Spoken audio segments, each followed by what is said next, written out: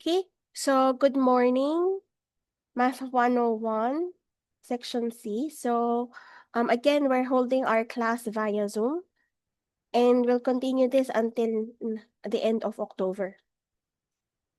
So for this week, we'll continue our discussion on relations, equivalence relations, and the partition. So, ang una natin gagawin ngayon ay ipo-prove natin yung theorem na nakita natin. Ito yung huling theorem na na-present sa inyo last Wednesday. So, kung meron tayong equivalence relation, it will always give rise to a partition. So, equivalence relation on a set A. It will always give rise to a partition of that set A. And vice versa. So, kung magsisimula ka naman sa partition of A, lagi kang makakapag-define ng equivalence relation naman on that set A. So, that's what will we do first. Ipo-prove natin and then proceed tayo sa functions, which is the last topic under Unit 4. Okay? So, ang claim natin, kapag meron kang equivalence relation on a non-empty set A, pagkokolektahin natin lahat ng distinct equivalence classes with respect to row, it partitions A. So, take note, importante dito na distinct equivalence classes yung kukunin kasi pag hindi na distinct, ma-violate agad yung isang condition para maging partition na dapat walang intersection between any two sets in the partition.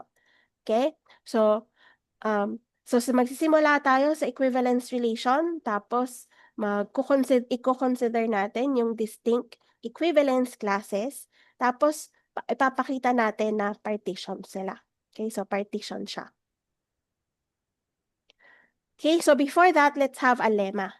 Now, if we have an equivalence relation on a non-empty set A, yung equivalence class containing X, okay, kung si X, it's row related to Y, yung equivalence class containing X coincides or it's just exactly the same as the set, yung equivalence class containing Y. Okay, so kapag si X ay row related sa Y, itong dalawang equivalence class na ito coincides. Parehong set lamang sila. Okay, so yun yung sinasabi sa lemma. So simulan natin dun sa assumption na meron ka ng equivalence classes. Meron ka ng equivalence relation, and in particular, X is row related to Y. So, gusto natin mapakitang equal. So, one way to do it is to use a theorem na diniscuss natin sa lecture last week na yung isang set is a subset of the other. Okay? So, yung isang set is a subset of the other. Okay? So, ito muna yung ipakita natin. Pag ito yung gusto natin ipakita, dapat kukuha tayo ng element dito, tapos dapat mapakita natin element siya dito sa kanan. Okay, so that's why here we started with, suppose we have a Z that is an element of this set on the left. Okay, anong ibig sabihin na si Z ay nasa equivalence class of X? Eh di si Z row related kay X, diba? Kasi kinokolekta natin yung mga row related kay X kapag meron kang equivalence class. Okay? So, meron ka ng CZ, row related kay X. Pero initially, alam natin na si X is row related to Y. So, by transitivity, kasi equivalence relation, 0, edi si Z, row related kay Y. Okay? So, when Z is row related to Y, again, by definition, dapat nandun siya sa loob ng equivalence class of Y kasi ang ginagawa ng equivalence class of Y, kinokolekta niya lahat ng elements ni A na row related kay Y. Okay? So, kukolektahin natin lahat ng ganyan na row related kay Y. So, laman din CZ nung set na nandito sa kanan. Okay? So we started with an element of this set, and then we've shown that it's an element of this set. And so, subset nga. Totoo itong subset relation. Okay? So take note, dito nag-suppose na tayo na may Z na laman itong nasa kanan. So, we can assume that straight away kasi we know that this is not empty. Okay, so wala tayo ditong case 1, case 2. What if empty tong kaliwa? What if non-empty yung kaliwa? We will no longer have that kasi this is always non-empty. Okay? So, dun sa pangalawa, nakikita niyo naman yung ano ko, no? Yung pointer ko, tama ba? Baka mamaya hindi niyo pala nakikita, tas gamit ako ng gamit. Okay, so kita naman yung pointer. So, we're done with this. Ang next step natin, yung nandito naman, yung equivalence class naman of y, dapat subset din no equivalence class of x. Okay? So, kung ito na yung gusto natin i-establish, same as before, kuha tayo ng element sa kaliwa, lagi yan may element, kasi non-empty yan. Papakita natin element nitong nasa kanan. So let's just use the same notation, the same variable z. Total, separate yung parts na to ha. So yung A part, tsaka yung B part, separate sila. It's not a continuation of the other. Okay? So suppose let's consider a z on this set. Again, by definition, dapat si z at si y row-related. Okay? Si z at si y row-related. Again, we need not be hindi natin kailangan pag si z at saka si y row related, it means that we can write z first or write y first. Total naman sa equivalence relation, symmetric yung equivalence relation. Okay?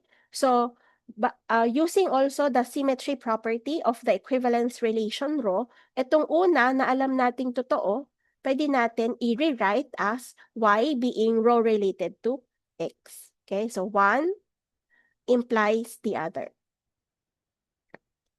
Okay, so meron kang z row related kay y, tapos meron kang y row related kay x. So pwede ulit natin gamitin yung transitivity parang kanina.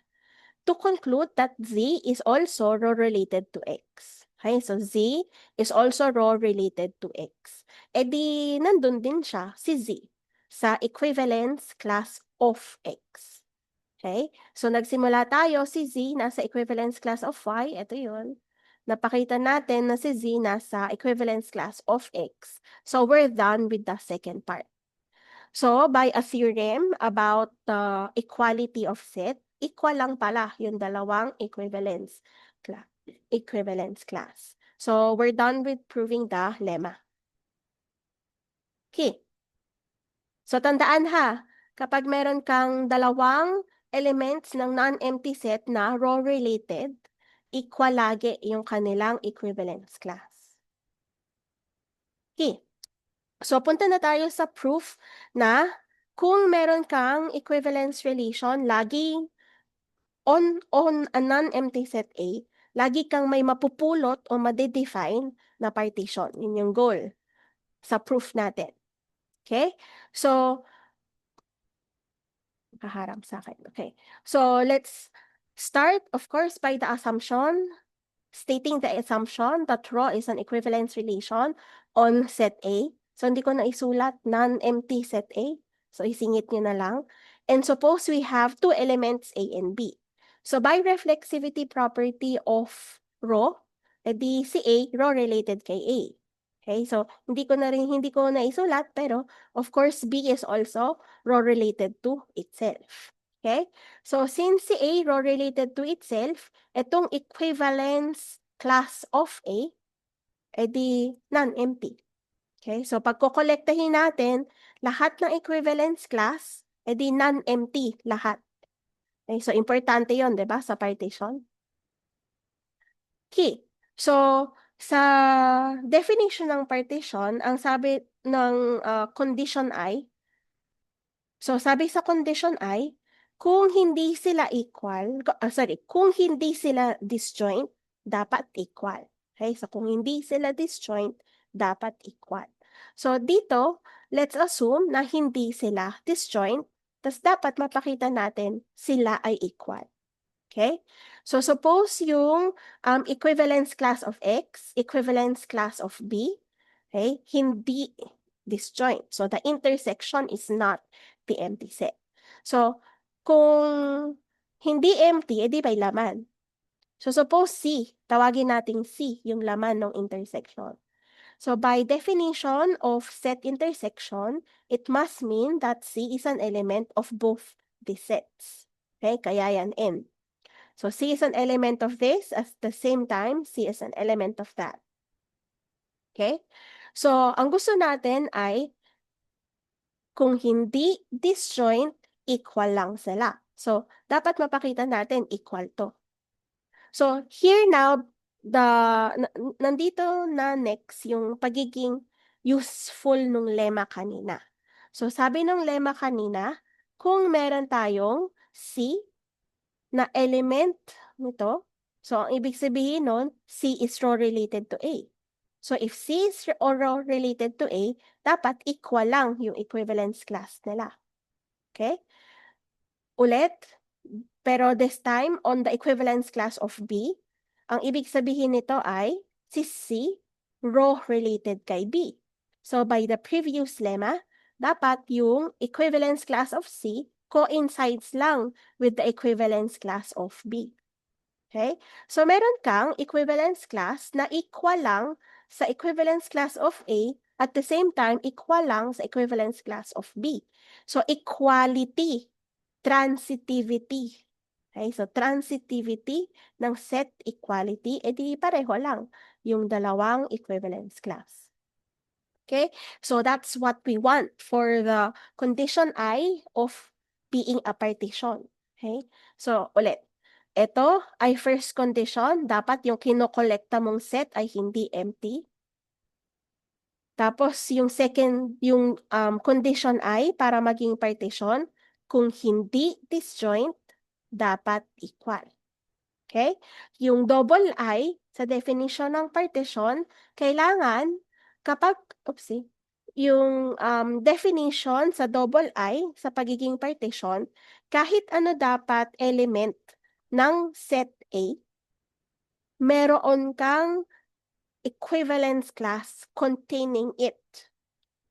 Para pag kinolekta mo, lahat ng distinct equivalence classes, buong A yung makukuha.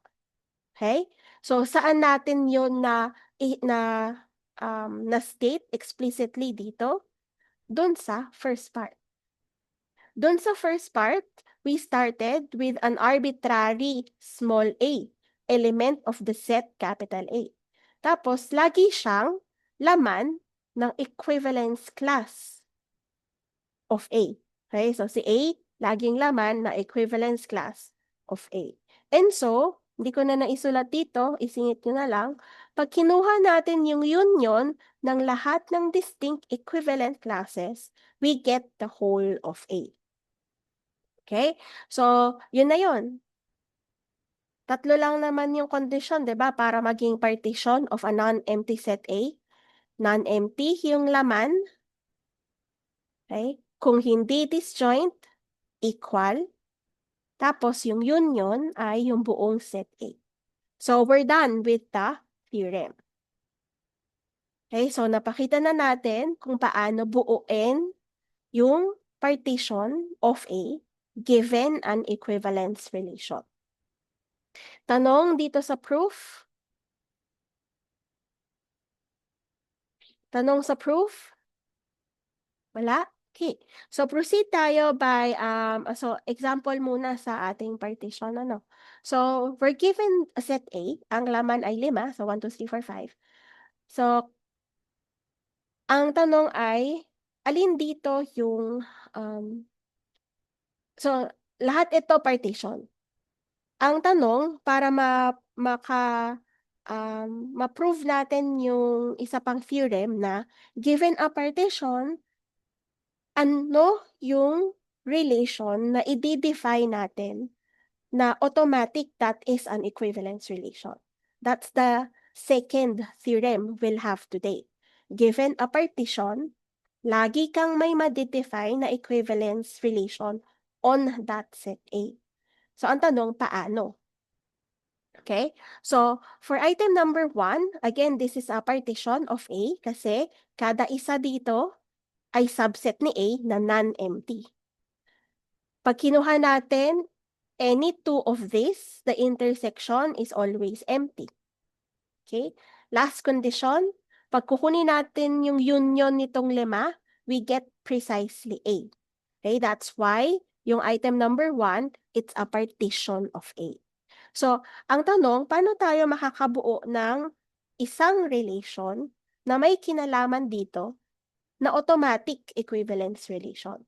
So, ang gawin natin, kolektahin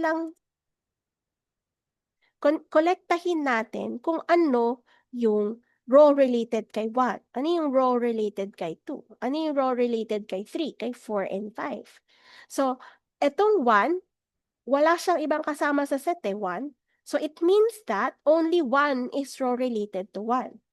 Okay? Etong si 2, wala siyang kasama sa set So, it means that 2 is only row related to itself. Ganon din si 3, si 4, si 5.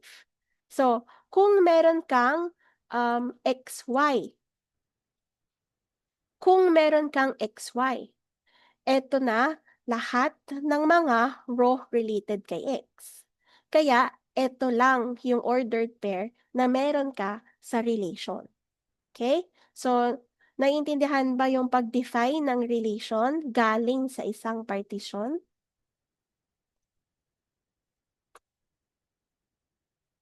Check ko kung may nag-chat Oh, puro attendance to.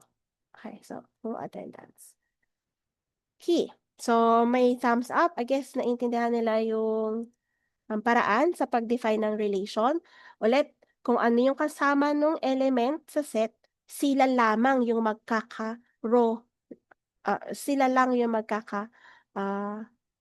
magiging related sa isa't isa. Okay, so sila lamang yung magiging related sa isa't isa. So, yung item number 1, this is precisely the identity relation we've defined last week. So, alam natin, equivalence relation yon. Okay? Number 2, ito ay partition ni set A kasi kada isa dito, so may 3 tayong subset, lahat yan non-empty subset of A. Okay? Pag kumuha na tayo ng dalawa sa kanila, lagi yung intersection ay empty. Tapos yung last na criteria, pag kinuha yung union ng 3, we get precisely A. Okay? So, that's why 2 is a partition of A. Okay? So, ano yung kasama ni 1 sa set? Siya lang mag-isa. So, ang 1, related lang sa kanila, sa kanyang sarili. Sa pangalawang set, 3 at 4 magkasama. It means that 3 is related to 4 and 4 is related to 3. So, dapat equivalence relation eh. So, dapat meron kang, so 3 is related to itself, 4 is related to itself. Kaya ka may 3, 3 at saka may 4, 4. May 3, 4 ka at saka may 4, 3 ka dun sa i-define mong relation kasi ulit, ang goal natin kailangan maging equivalence relation. So, dapat symmetric siya. So, kung magkasama yung 3 at 4 dun sa set mo, dapat nandun si ordered pair 3, 4 at saka si 4, 3 for symmetry. Okay? Dapat nandun si 3, 3 at si 4, 4 for reflexivity naman. Okay? Next, 2 and 5 yung magkasama dun sa last set. So, it means that 2 is related to itself, kaya nandyan si 2, 2. 5 is related to itself, kaya nandyan si 5, 5. Pero, since magkasama to sa isang set, nandun din dapat si 2, 5 at saka si 5, 2. Okay? So, yung pagkakakuha natin ng mga ordered pairs to define our equivalence relation, ang pinaka kino-cover natin ay yung reflexivity at saka yung symmetry. Yun yung pinaka madali i-check initially. Okay, so ang tanong, bakit tayo nakasigurado na with this collection of ordered pair, we have a transitive relation? Kasi 'di ba hindi lang naman reflexive, at saka, symmetry yung kailangan ma-satisfy 'pag sinabing equivalence relation. Kailangan din yung transitivity.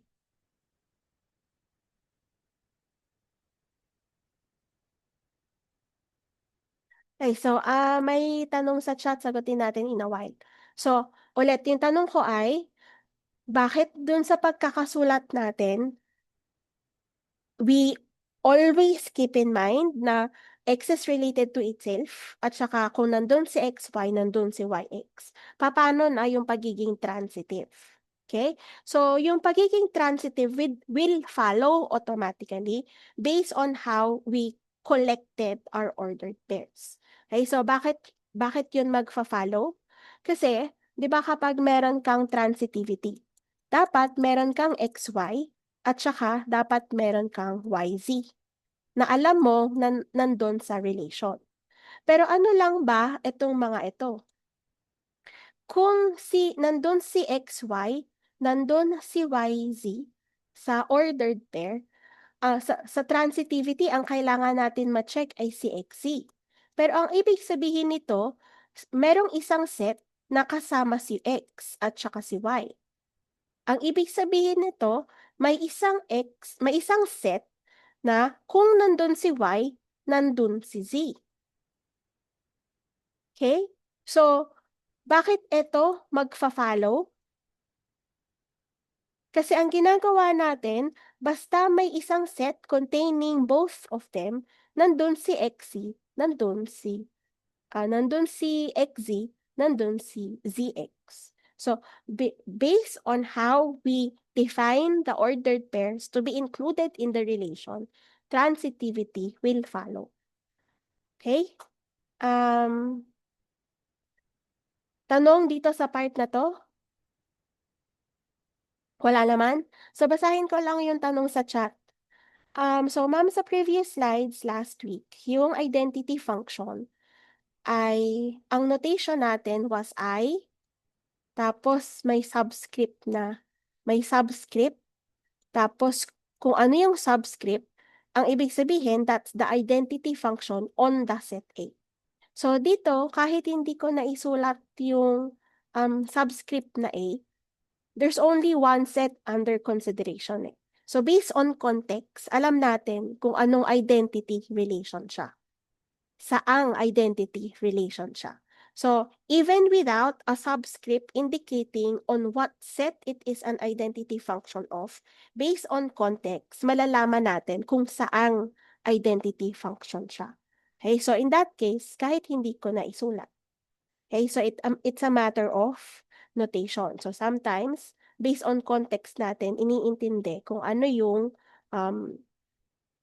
kung saang identity function itong mga ito. Okay? Besides, wala namang sinabi na walang nakasulat na identity function siya. Sinabi ko lang verbally na identity function siya on A. Any more question about how to define the equivalence relation if we started from a partition? Wala? So, burahin ko lang to before tayo mag-next slide. Okay. Next. Same thing as earlier. Meron tayong partition, tapos paano tayo magka-come up with a relation that turns out to be an equivalence relation. So, dito sa item number 3, meron tayong tatlong subset ni A. Lahat yan non-empty. So, first criteria. Second criteria, pag kukunin natin any two of them, ang intersection ay empty. Last criteria, pag kukunin natin yung union ng tatlo, we get precisely A. Okay? So, i-define natin yung relation natin kapag meron kang isang set, okay? Meron kang isang set containing your elements of A, dapat lahat sila related sa isa't isa. Okay? So, si 1 related sa sarili. Si 1 related kay 2. Si 1 related kay 3. Okay? Ganon din si 2. Si 2 related kay 1. Si 2 related kay 2. Si 2 related kay 3. Last na, 3 related kay 1, kay 2, at saka kay 3. Okay? So, kung singleton, wala tayong choice, kundi related lang siya sa sarili niya. So, kaya 4-4 lang at saka 5-5 yung contribution nitong dalawang set. Okay? So, okay na, may pwede na natin i-prove in general kung bakit ito laging totoo. Okay, so proceed tayo sa proof. Ito pa pala, last na. So dito yung set, isa lang yung laman. Yung set natin, isa lang yung laman, isang subset of A. So it means that one must be related to 1, to 2, to 3, to 4, to 5. At ganun din si 2, related sa lahat. Si 3, related sa lahat. Si 4, related sa lahat. Si 5, related sa lahat. Okay? So dito, very systematic naman yung pagkuha ng ordered pair. So madaling makita na si 1, related sa lahat. Si 2, related sa lahat. Ganun din si 3, si 4, at saka si 5. So, kung titignan ninyo, yan na yung lahat ng ordered pair that can be constructed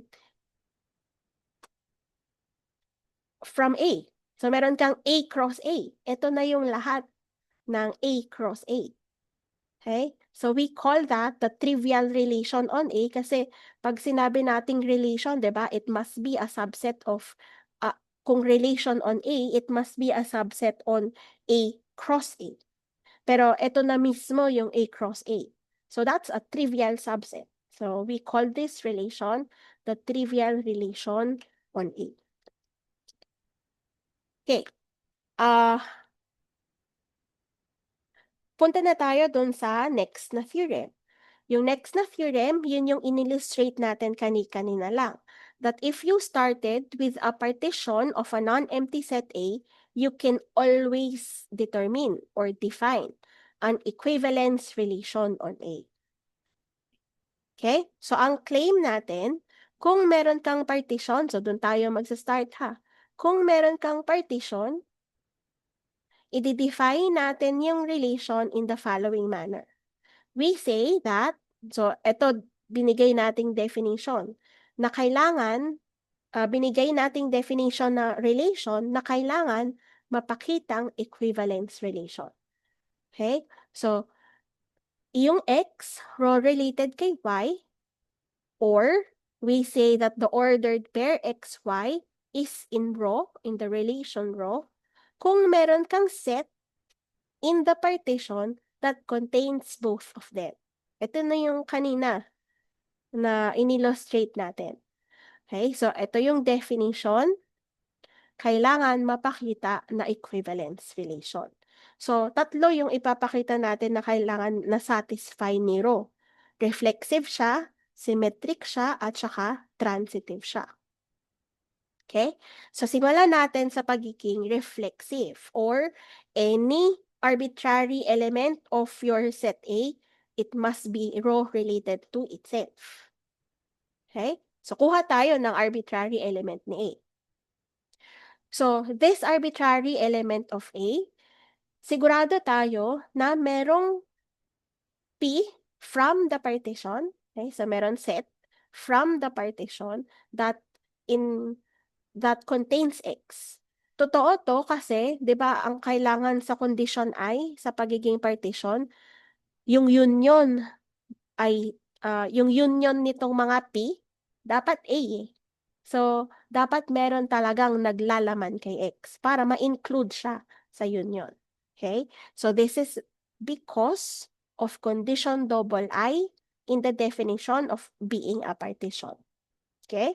So, ang gusto natin ay merong set na kino-contain ni X, pag kino-contain si X, kino-contain si X. Eh di, ano lang yun, di ba? Gagamit lang tayo ng idempotent law. Kung alam natin si X ay element ni P, eh di, totoo din yung conjunction na ito. So, meron kang element P in the partition that contains both X and X. Eh di, XX na yon. Si ordered pair XX, nandun na sa relation. Okay. So, may tanong sa part ng pagiging reflexive. So, ang kailangan natin ay si X row related sa sarili niya. By definition, ang kailangan natin ay merong set sa partition that contains both x and x. Kaya natin to kailangan.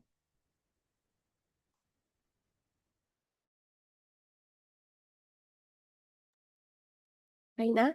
So, next step natin ay yung pagiging symmetric naman. So, sa pagiging symmetric, di ba, if din to? So, assume natin yung if part. Pakita natin yung then part. So, for the if part, let's suppose that we have an x and y from the set A na row related sa x is row related to y. Okay? So, when x is row related to y, anong sabi ng relation row natin? There must be a set P in the partition such that kino-contain yung x at y. Okay, so ito yung definition natin ng pagiging row-related sa isa't isa. Dapat may isang set ka sa partition na kino-contain silang dalawa. Pag sinabi natin si x at saka si y, both are in P, di ba, it doesn't matter which one you write first, di ba? So, pag sinabing x and y is in P, by the commutativity law of conjunction, it's the same as saying that y and x are in P. Eh, anong ibig sabihin nito? There exists a set P in the partition such that y and x is in P, di si y rather, it's row related to x. So, again, just because of how we defined the relation, okay, kaya nasabi natin, ito because of commutativity, kaya nasabi natin na si y din ay row related kay x, which is what we want to show for symmetry. Okay, so we're done with the second part. Tanong sa second part? Tanong sa second part? Wala. Okay, so last part. Sa last part, panang pagiging equivalence relation, transitive na lang. So again, ito ay if din. Let's assume the if part and then show the then part. Yung if part nito, dalawa. Meron kang elements x, y, z of the set A such that si x row related kay y at saka si y row related kay z. So again, this means that the ordered pair xy is in row. Again, this means that the ordered pair yz is in row. Okay? So, ano ang mapapala natin next? Definition. Kasi dito, hindi pa natin nagamit yung effect ng pag-assume na itong dalawa ay may dalawang ordered pair ka na sa relation. So, anong effect, anong ibig sabihin nun sa definition? So, ibig sabihin nun, may nag-exist ka na set sa partition such that kino-contain yung yung parehong x at y. Okay? Ang ibig sabihin nito, pag si y row related kay z, meron kang set dun sa partition na kino-contain si y at si z. Okay? So, ang tanong ay, partition kasi itong partition to eh. Si P, kino-contain si Y. Si Q, kino-contain si Y. So, yung dalawang set, P at saka Q, na kabilang sa partition, may intersection. Intersection niya si Y. Pero ano yung sabi ng property ng pagiging partition? Kung hindi disjoint, ibig sabihin equal. Naalala niyo yun? That's in the definition of being a partition. Kung hindi disjoint, okay? So kung hindi disjoint, equal. Okay? So since equal lang pala si P at saka si Q, meron kang set sa partition that contains both X and Z. So, di si X row related kay Z. So, ayun na. Napakita na natin na transitive. And so, indeed, what we have defined, row, yung dinefine natin na row is indeed an equivalence relation on A. Okay, so we're done with the proof of the second theorem. So, in summary, ang napakita natin ay kung magsisimula ka sa equivalence relation on A, lagi kang may madedefine na partition. Okay? At the same time, kung magsisimula ka sa isang partition of A, lagi kang may madedefine na equivalence relation. Tanong? Tanong?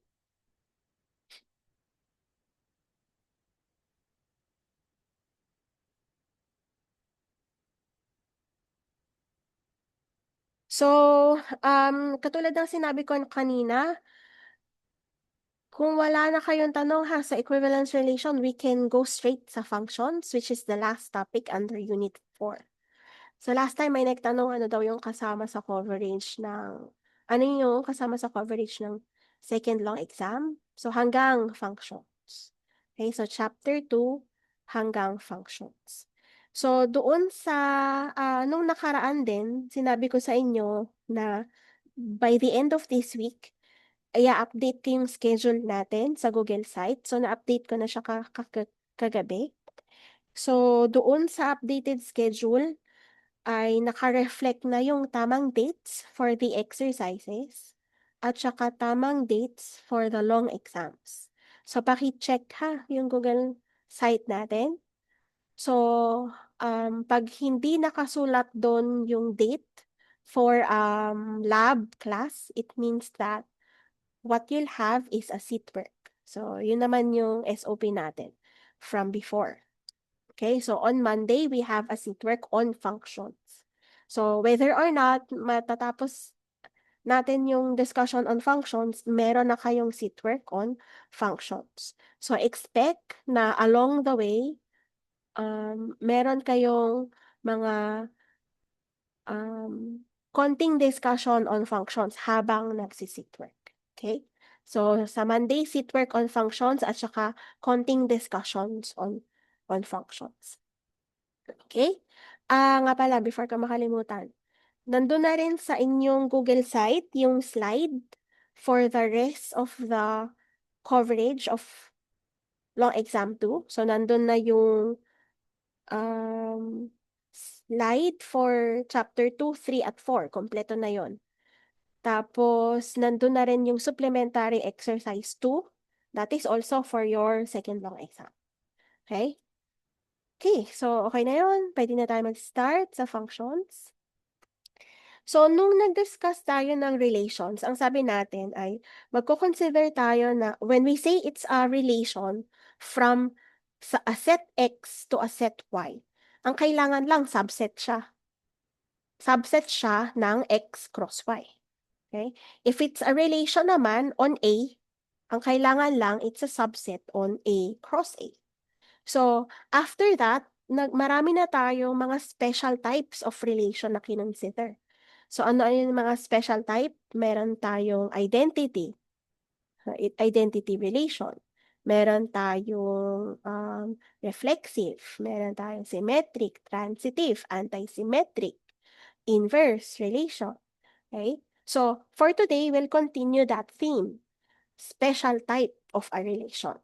So, yung function. So when we say it's a function, it must, from X to Y, it must be a relation first from X to Y. But other than being a relation, may mga other conditions that must be satisfied for it to be a function. Okay? So una, alam na natin yung definition ng domain from our previous discussion on relation. Pag sinabi nating domain, dapat lahat ng element dito sa domain ay may ka-pair. May ka-pair dun sa element ng codomain. So, tinawag na rin natin yon previously. So, X must be the domain, Y the codomain. Okay? Dapat laging may ka-pair lahat ng elements ni X to an element of Y. Okay, so yun yung first condition. Yung second condition natin, so basahin natin, if we have two ordered pairs, okay, in the relation F, such that the first, diba, yung first coordinate, so yung first coordinate natin pareho, it must imply that the second coordinator, second coordinate coincides as well. Okay? So, kung may dalawa kang ordered pair na pareho yung first coordinate, it must mean that the second coordinates coincides as well.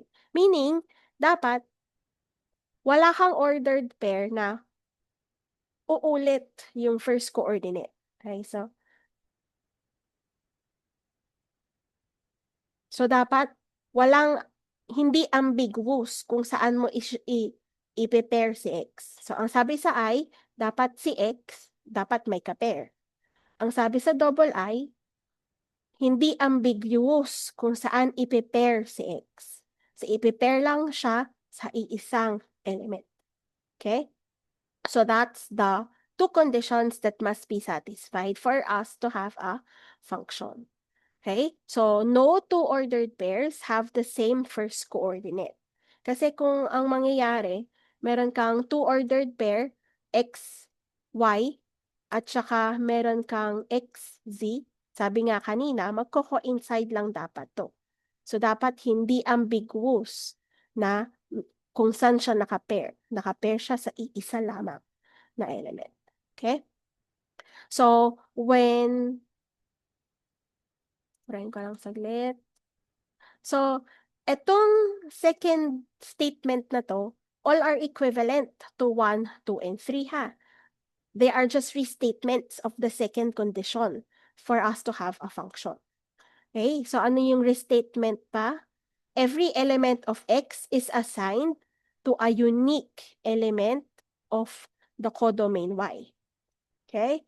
Yung third restatement of double I kanina, if we have two elements, x1 and x2, from the domain, tapos equal sila, it must mean that the two, the image, okay? So,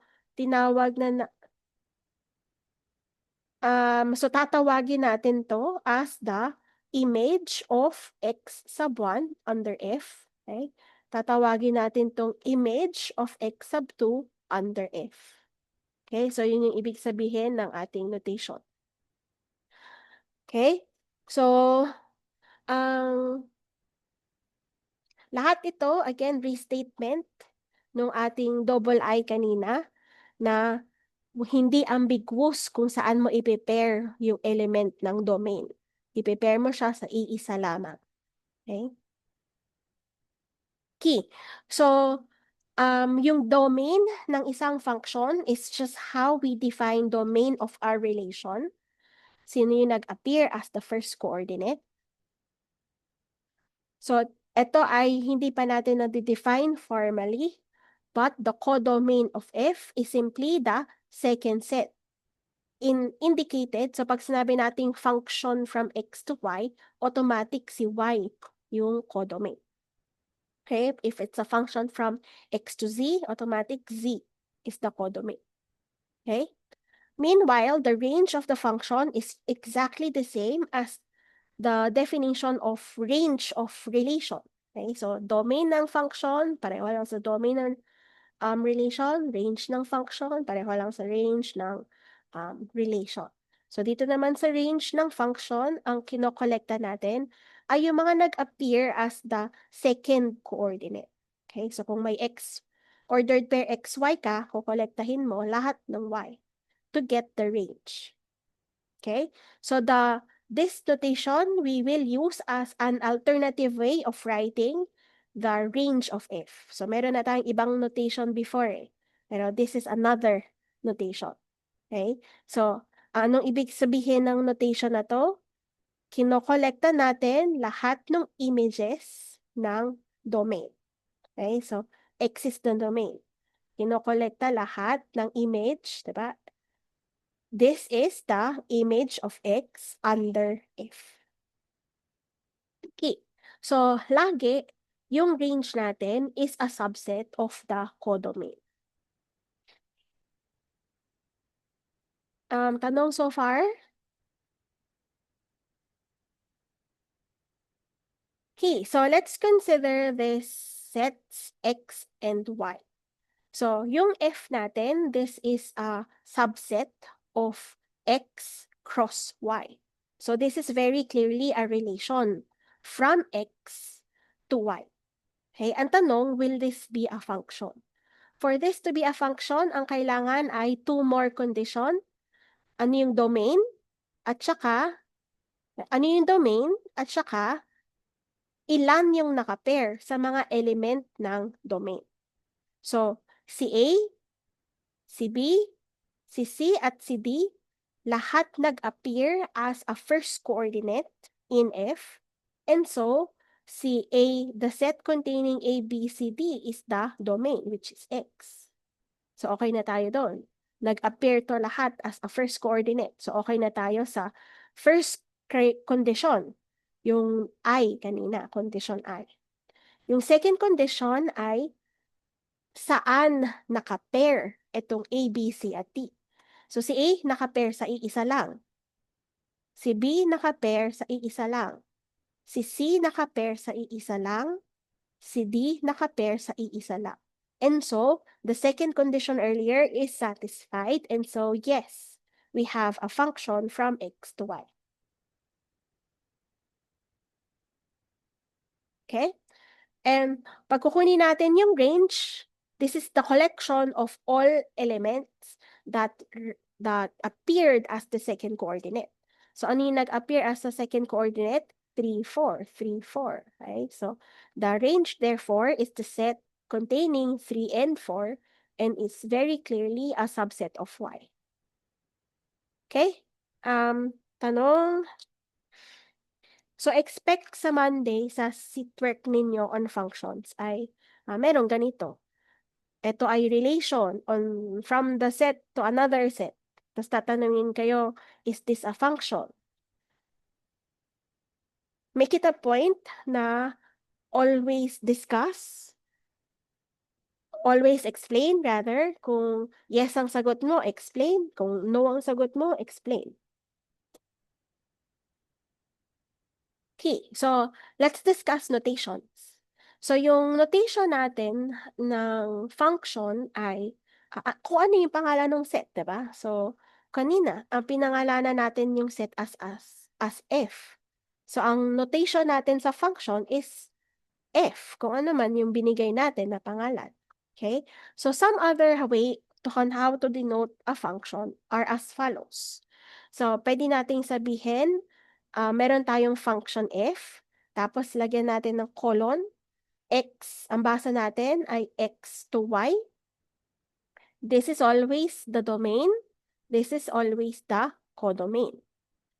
So, yung notation na ito ay para lamang masabi natin explicitly what are the domain and the range. Ano yung, ano yung domain and codomain rather. Okay, so itong notation na to ay para lamang i-define ano yung domain at codomain. Kung ano yung pairings na nagaganap dun sa function mo, hindi mo pa nasasabi kung paano yung pairings. So kung paano yung pairings, we write as in this manner. X maps to Y. Okay? X maps to f of x. Okay? So f of x is again, the image of x under f, right? Or this means that the ordered pair xy is in f. So, ang tawag din natin dito sa equation na to, y is equal to f of x. It's a formula. Okay? So, formula siya that will tell you ano yung x, ano yung y na magka-pair up. Okay? So, this is a formula a defining formula for the function f. Okay? So, take note, in itself, itong formula na to, it does not define a function if you do not explicitly or kahit implicitly say what your domain is. Lagi, ang domain ay may explicitly stated domain or implied domain. Okay? So, a formula in itself, okay, so in the strictest sense does not define a function. Kailangan ay sasabihin mo implicit or explicitly kung ano yung domain na i-consider. So, hindi pwedeng walang domain na sasabihin. Okay? So, if we call y the image of x under f, we call x naman its pre-image. Okay? So, si x naman we call as the pre-image of of y under f. Okay? So, in our math courses, we'll use the notation f of x as yung image of x under under f. Pero remember that in some literature, marami pang ibang notation na ginagamit. So yeah, you have to be aware of those other notations kapag magbabasa kayo ng ibang references. So some other references use this notation. So xf, so function to, image to ni x under f, ganun din dito, f of x, nawala lang yung parenthesis. Minsan naman ay x raised to f. So based on context, dapat ay maintindihan nyo kung ano yung notation na ginamit at ano yung ibig sabihin ng notation na ginamit. Okay? So, some common functions you're familiar kahit noong junior high pa lamang or earlier are the linear function, quadratic function, polynomial functions, trigo functions, and exponential functions. So, time na, ang gawin natin ay we end our lecture with this set of examples. Tapos, expect sa Monday, in your sit-work, you'll have short discussions first on functions, tsaka kayo mag-sit-work. Okay? So, yung kasama sa sit-work ninyo ay kung may relation ka, function ba o hindi. Okay? Tapos, kung may function ka na, anong property meron siya. So, please read in advance the following properties. Yung pagiging one-to-one function, pagiging onto function, at pagiging bijection. Okay? Ano pa? Operations on functions. Yun din, kasama na yun sa sit-work on Monday. So kung wala na kayong tanong, see you next week. Zoom ulit tayo sa lecture next week. Pero yung inyong lab sa Monday ay nakadepende sa inyong FIC kung face-to-face or via Zoom. So make sure you read their announcement in your Google Classroom. Okay, so see you next week.